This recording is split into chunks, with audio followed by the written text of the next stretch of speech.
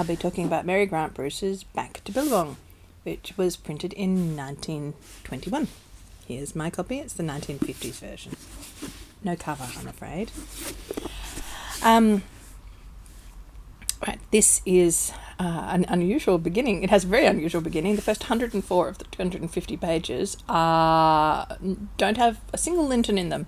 It's about Cecilia, called Tommy Raynham, who's being kept in this house, this squalid, miserable, middle-class house with her stepmother and forced to take care of her nasty step-siblings.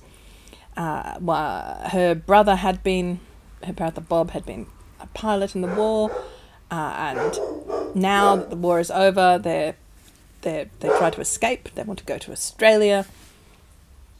The stepmother, who they call the she-dragon, doesn't want them to, and Tommy's actually running away from her when she jumps into a taxi which happens to have the Lintons in it.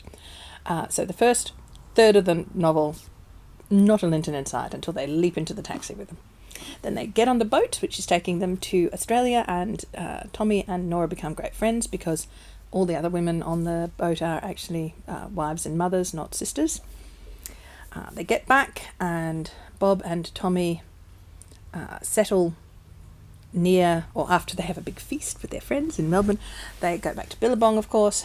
Bob and Tommy eventually settle nearby on a small farm.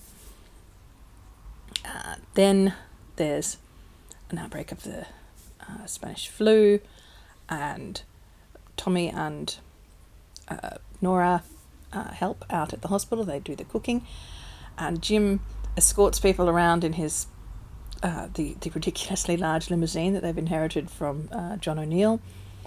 I'm just trying to think what happens next. Then the Raynhams move in. They industriously start farming, but when they're out at the races at Kunji, there's a fire and their house is burnt down.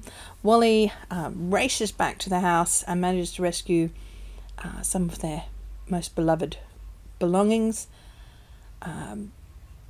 But the house is destroyed. However, they have a lucky windfall of £900, which helps them to recover. And at the end of the novel, they're optimistically setting out again to farm.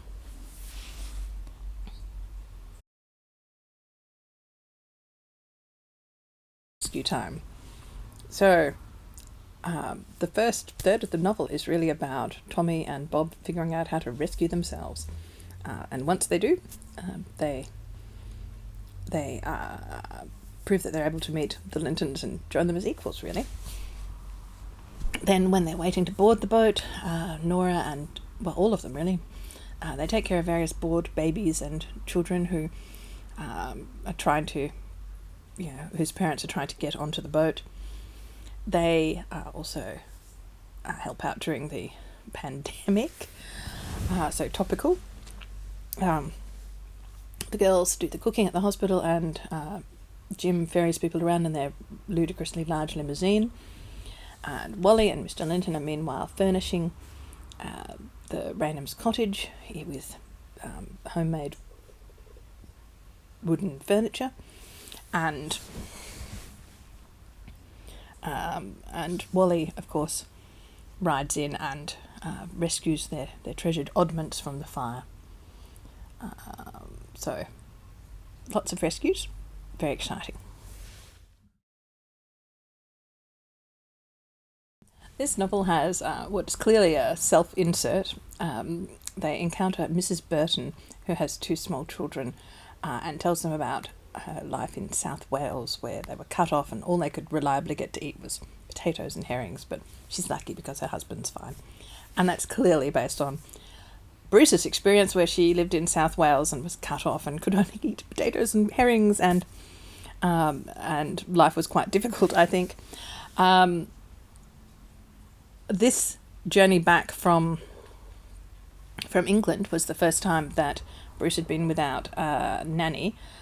So when they were cut off by themselves in South Wales, her husband was off training people elsewhere, and she was all alone, is what she says. But actually, she had a nanny and a maid, which sounds quite luxurious to us. But you've got to understand that they did live in a time where, you had to draw the water by hand. Kitchen fires had to be run with wood that you chopped yourself, so it was a lot more labour intensive, and they made up for that by having servants. And also, of course, she was writing multiple novels as well as doing war work, as well as having 2 children. So quite a lot was going on in her life. And quite a lot had happened, I guess, in the 4 years of the war. So when she got back, she'd left Australia in 1913 with sort of 2 novels under her belt, and then she'd met her cousin. They'd come back. They'd briefly been in Australia when they were married. They'd gone away for the war. And then this time when she returned, it was as an extremely well-established author, one of the best-selling authors of her day, 10 really popular novels under her belt, and she was surprised to be sort of greeted as a returning literary celebrity almost, and very pleased. She even had extracts from her work in the Merit Certificate examination, and of course the volumes of the Billabong books were given as prizes. So I guess she came back to find life extremely different, gone away, sort of the outsider, and had come back, the celebrated authoress. Right, the descriptions of food, especially during the Welcome Back feast, are fulsome. I mean, food is always the signifier of happiness in children's literature. So let me read you this absolutely delicious description. Still, when the buzz of greetings had subsided, at length morning tea, that time-honoured institution in Australia, had a chance to appear. It was of a nature to make the new arrivals gasp. The last 4 years in England had fairly broken people to plain living. Dainties and luxuries had disappeared so completely from the table that everyone had ceased to think about them. Therefore, the Linton party blinked in amazement at the details of what to Melbourne was then a very ordinary tea, and, forgetting its manners, broke into open comment. "Cakes," said Wally faintly. "Jean, you must catch me if I swoon." "What's wrong with the cakes?" said Jean York, bewildered. "Nothing, except that they are cakes. Jim," he caught at his chum's sleeve, "that substance in enormous layers and that enormous slice is called cream, real cream. When did you last see cream, my son?" "Hanged if I know," said Jim answered, grinning. "About 4 years ago, I suppose. I'd forgotten it existed." I think you'd have to compare her delicious description here to, say, the impact that Enid Blyton has in her really lengthy and glowing descriptions of food in, say, the famous 5 series, which you'll note was basically published during periods of rationing. So that appreciation of food has an element of, fantastic abundance in it.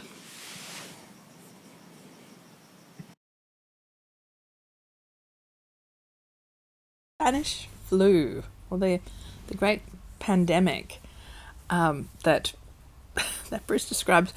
I had always thought that it was odd that she describes him being so cavalier about quarantine, given that later in the novel there is an outbreak of disease. So what happens is they're on the boat, they're coming back, and everybody's like, "Oh, we're nearly there, we can't wait to be home." And they're like, "Oh, would it be ridiculous if we were stopped now because, they thought we were carrying some disease." And, somebody with a fever sort of nurses himself so that he doesn't have it when they check through them, and the quarantine officer just sort of waves them through because he knows everybody is desperate to get home. And then later in the novel, of course, there's a global pandemic, which makes it quite the topical novel, actually, and one of the few novels I've read that was written sort of at the time and included the pandemic. Normally, people just gloss. I don't know. I can't think of very many other examples of literature written in the 1920s which actually talks about the effect of the pandemic. And having lived through one myself now, I kind of am coming to understand that it is really scarring, and maybe you don't want to talk about it. But I do find it insane, especially now that we're living through what we're living through, that that they're so cavalier about the quarantine when, you know, Australia is an island. If they just kept everyone in quarantine, they could have stopped the spread of disease, which is kind of the approach that we have taken this time round. So, yeah, when I'm reading it, I'm just going, no, don't dose yourself so you don't have a fever. It's important that you go into quarantine. It keeps people alive. You need to self-isolate. No, don't go out into the community and spread disease.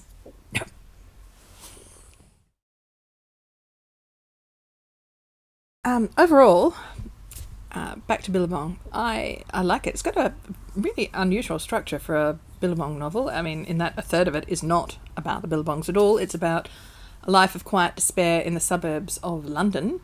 And I guess then that is contrasted with being transplanted to the other side of the world where you can make a new life and everything is wide and free and exciting. And it is, it is definitely propaganda for Australia. London does not come out of it well. Like, the wide open spaces of Australia is where you should be. All right. I hope that you can listen to some of the other podcasts, some of the other episodes. I really enjoy talking about these books because I love them so much, and because what a window into 20th century Australia. Oh, and I'd like to make an addendum. I've been rereading all my books in light of this project, and as I'm reading Carolta, which was published in 1941, there's a description of a ship of evacuees, British evacuees, been coming to Australia. In that one, quarantine is taken more seriously. They have a suspected case of measles, and they actually stop and stay on the ship and don't just come into harbour. Once they do come in, there's a feast, just as there is in Back to Billabong. So by 1941, biosecurity has been taken a little bit more seriously.